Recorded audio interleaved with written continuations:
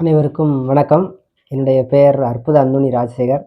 எனக்கு சொந்த ஊர் வந்து தென்காசி மாவட்டம். நான் வந்து ஒரு மாற்றுத்திறனாளி. நான் வந்து இங்க சென்னையில அண்ணா நகர்ல இருக்கிற ஐஎம்என் ஐஏஎஸ்ல நடக்கிற ஹோலிஸ்டிக் ஹிப்னாட்டிசம், மெஸ்மரிசம் பயிற்சி மையத்தில வந்து நான் வந்து ஹிப்னாட்டிசம், மெஸ்மரிசம் படிக்கிறதுக்காக நான் இங்க வந்து வந்தேன். எங்க வீட்ல என்னுடைய பையனுக்கு வந்து க கால் வலி இருந்துச்சு.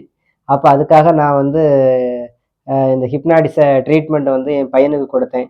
ஆ மதியம் 12 மணிக்கு அந்த ஹிப்னாட்டிசம் முறையில ஆழ்ந்த தியான மயக்கத்துக்கு கொண்டு போய் அவனுக்கு கட்டளை போட்டேன்.